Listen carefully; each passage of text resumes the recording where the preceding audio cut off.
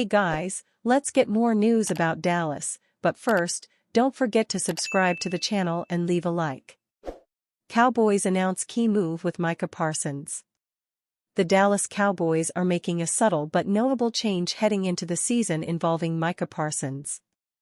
New Cowboys head coach Brian Schottenheimer said he moved some players around in the locker room, including Parsons, who now sits close to quarterback Dak Prescott in the locker room. We moved some guys around this year. I did, along with the help of the staff, Schottenheimer said on Saturday after rookie minicamp. The players don't really get a say in that, but there is a method to the madness. It's a new year. It's 2025. We'll do that in 2026. We'll do that in 2027 and beyond. When you start a new year, do something different, change something up. It's something that's thought about, talked about. There's a method to the madness. The Cowboys hope Parsons can step into a greater leadership role, which may be part of the reason they moved his locker closer to Prescott despite the two playing on opposite sides of the ball.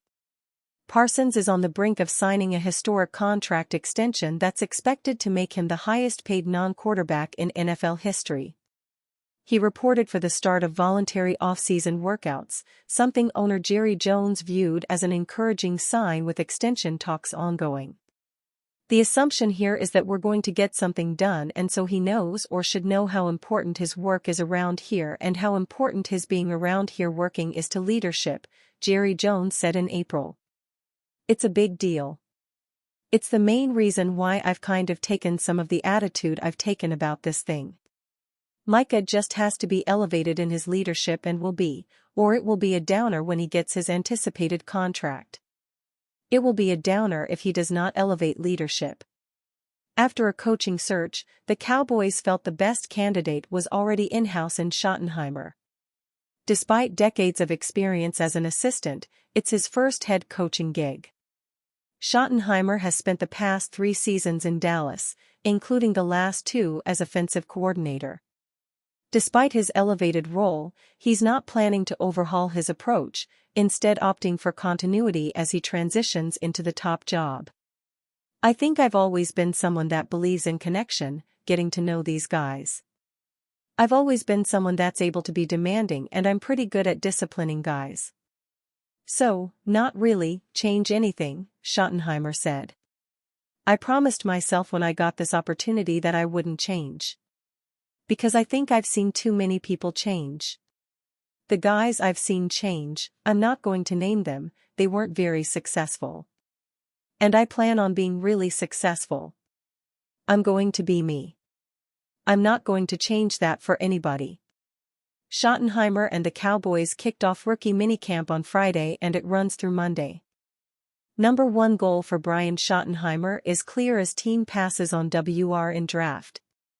The Dallas Cowboys' response to dropping out of the playoffs at 7-10 and 3rd in the NFC East a year ago, after making the postseason as a 12-game winner the previous 3 seasons, has been a lot of getting back to basics. For a team that was so fundamentally broken in the final year for head coach Mike McCarthy, one that left the team so unrecognizable from his past successes that many fans have a hard time remembering all McCarthy actually did accomplish on the football side of things over his tenure, this renewed focus on fundamentals has been praised at some turns, but criticized feverishly at others, mainly the hiring of offensive coordinator Brian Schottenheimer to replace McCarthy as head coach. Schottenheimer's first draft has cooled those waters considerably, for now. The Cowboys' front office has never wavered in wanting to use the draft as their main source of talent acquisition. Although this wasn't expected to change under Schottenheimer at all, the team had to do more than sit on their hands and let players get away in free agency without signing new players themselves, and did so while also being active on the trade market. In their estimation, this was enough to go into the draft with a clearer focus on targeting the best players available, regardless of positional need, through all 7 rounds.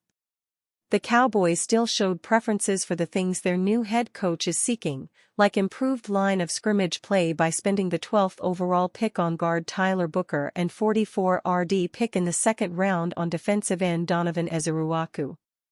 They continued to target high-character prospects from blue-chip programs like Texas, Florida, and Oregon on day 3 with running back Jaden Blue, linebacker Shamar James, and offensive lineman Ajani Cornelius.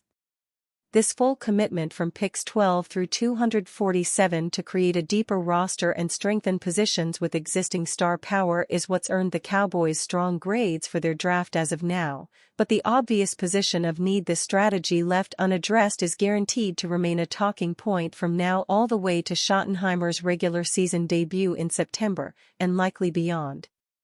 If you haven't figured it out by now, here we are again, talking about the Cowboys not being good enough at the wide receiver position. The more things change, the more they really do stay the same, because a lack of dynamic skill at WR has been an off-and-on problem for the Cowboys through multiple head coaches, offensive coordinators, and even quarterbacks now. Even with it being a position they've shown a willingness to step outside their perceived comfort zone and address within-season trades, like for Amari Cooper in 2018 and Jonathan Mingo last year, the Cowboys are regularly behind the best of the best in the NFL when it comes to making enough big plays on the outside to truly contend in the postseason. Cowboys named obvious landing spot for 5-time Pro Bowl WR. With questions still lingering around their wide receiver depth, the Dallas Cowboys could find an immediate upgrade by reuniting with Amari Cooper, who remains a free agent. Cooper's time with the Cowboys featured stretches of elite production and consistent play as the team's go-to wide receiver. Acquired in a mid-season trade from the Raiders in 2018, Cooper quickly became a favorite target of Dak Prescott. Over 3.5 seasons in Dallas, he recorded over 3,900 receiving yards and 27 touchdowns, earning Pro Bowl honors twice. However, his time with the team came to an abrupt end in March 2022 when the Cowboys traded him to the Cleveland Browns for a 5th-round pick and a swap of 6th-rounders. It was a move driven largely by salary cap considerations. Cooper had a few productive seasons with the Browns before being traded again last year, this time to the Buffalo Bills. He finished last season with just 547 receiving yards and 4 touchdowns on 44 catches across 14 games, a likely reason why he still remains a free agent. The Cowboys and Amari Cooper have a complicated history, but at this stage, both sides might need each other. With Dallas still searching for help at wide receiver, Cooper has emerged as a logical and familiar target. NFL.com's Kevin Patra named Dallas as a top landing spot for Cooper. The most obvious pairing reunites Cooper with the club he spent 3.5 years leading. Sure, things went sour, particularly when Jerry Jones began lamenting about Cooper's contract following a Cowboys playoff loss, then traded him for pennies on the dollar less than 2 months later, but even that bad blood can be smoothed over, Patra said. Dallas still has a clear need at receiver after free agency and the draft, heading into the offseason program with Jalen Tolbert, Jalen Brooks, and Jonathan Mingo as the top options behind CeeDee Lamb. Reports have already indicated that there's potential interest from the club in a reunion. And you fan? What do you think about Amari Cooper's situation? Write to us in the comments.